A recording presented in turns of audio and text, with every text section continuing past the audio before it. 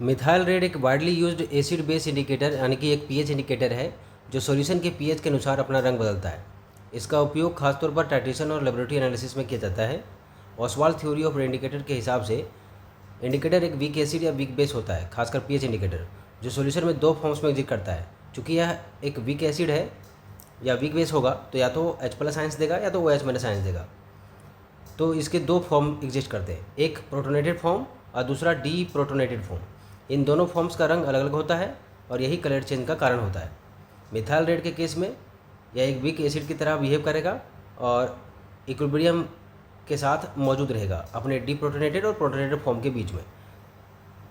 जब solution acidic होगा यानी पीएच यानी कि H+ आयंस की जो कंसंट्रेशन है वो ज़्यादा रहेगी, तब इक्विलिब्रियम लेफ्ट हैंड साइड की तरफ शिफ्ट होगा और इस स्थिति में जो डी प्रोटोनेटेड फॉर्म है वो डोमिनेट करेगा और सॉल्यूशन रेड कलर दिखाई देगा। दैट मीन्स कि एसिड सॉल्यूशन में यह रेड कलर हो जाता है। जब हम सॉल्यूशन बेसिक लेते हैं यानी कि जब सॉल्यूशन बेसिक हो यानी कि H+ आयंस की कंसंट्रेशन कम होगी, तब इक्विलिब्रियम राइट हैंड साइड की तरफ शिफ्ट हो जाएगी और इस स्थिति में जो प्रोटोनेटेड फॉर्म है वो डोमिनेट करेगा और सॉल्यूशन येलो कलर का हो जाता है।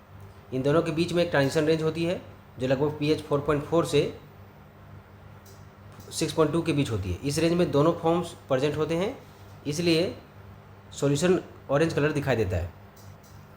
अगर हम इसके प्रिपरेशन की बात करें तो सबसे पहले एंथ्रेनोलिक एसिड को लेकर के उसका डाइज़ोटाइजेशन रिएक्शन कराया जाता है HCl और NaNO3 के साथ में। देन आफ्टर दैट इसका रिएक्शन हम डाईमिथाइल एनिल के साथ कराते हैं। उसके बाद मिथाइल रेड का फॉर्मेशन हमें देखने को मिलता है। मिथाइल रेड में एजो ग्रुप रहता है और यही एजो ग्रुप प्रोटोनेशन के कारण अपना स्ट्रक्चर को चेंज करके अलग अलग कलर को जन्म देता है।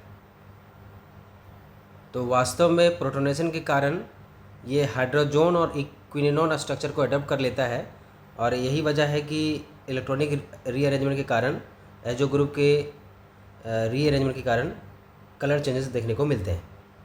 मिथाइल रेड सबसे ज़्यादा सूटेबल होता है स्ट्रॉन्ग एसिड या वीक बेस टाइट्रेशन में और कुछ केसेस में वीक एसिड और वीक बेस का सिस्टम में। अगर हम स्ट्रॉन्ग एसिड और स्ट्रॉन्ग बेस का टाइट्रेशन के लिए अगर इसका इस्तेमाल करेंगे तो इक्विवेलेंस पॉइंट इसके ट्रांजिशन रेंज से बाहर चली जाएगी और यह सूटेबल नहीं रहेगा, कोई एंड पॉइंट नहीं दे पाएगा।